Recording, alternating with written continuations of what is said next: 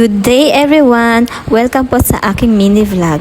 Nakaraan nga po ay nagsunog kami ng mga tuyong damo na pinatabasa namin at naging successful naman po ang pagsunog namin.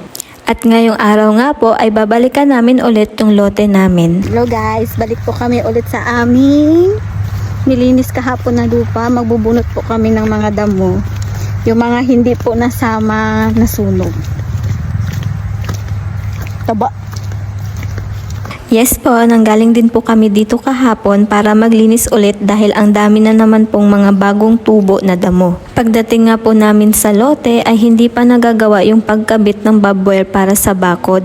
Nabisi po kasi yung gagawa kaya po sabi niya ay bukas niya na ito gagawin. Yung pusog lang po muna yung nakabit niya kaya itong partner ko ay lumapit agad dito at pinang-check isa-isa kung malalim ba yung pagkakabaon dahil ito yung magiging poste at kakabitan ng barbwire. Masyado nga po talaga itong matikuloso ang partner ko kaya isa-isa po talaga niya chinek dahil sayang din daw yung binayad sa labor. Pumasok na nga po kami sa loob para mag-umpisa na po kaming maglinis at magdamo. Mga oras na nga po na ito ay madami na namang pumapasok sa isipan ko. Katulad ng saan kaya kami kukuha ng pera para sa pagpapagawa ng dream house namin dahil sa panahon ngayon ay ang hirap kumita ng pera para sa pagpapatayo ng bahay. Lalo na po ngayon is mas marami pang ang binabayaran na bills at utang, kaya yung naiiwan sa sahod namin ay para na lang makasurvive kami. Nag-usap na nga kami ng partner ko kung mag-loan na lang kaya kami kasi kung aasahan yung sahod namin ay baka walang bahay na mangyari.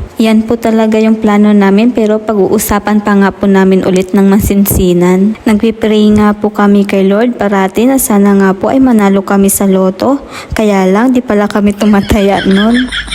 Nung natapos na nga po kami magdamo at maglinis ay pinagtumpok-tumpok namin ulit yung mga bago at tuyong damo para sunugin ulit. Pagkatapos nga nito ay uuwi na kami at babalik na lang ulit bukas. Pagbalik nga po namin ay nakabit na yung barbwire.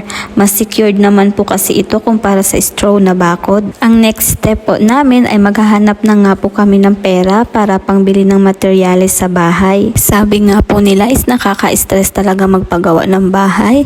Kaya Lord, ready na po talaga ako ma-stress basta't po magkaroon na po kami ng sariling bahay. Salamat po talaga sa panonood. See you in my next vlog and God bless us all.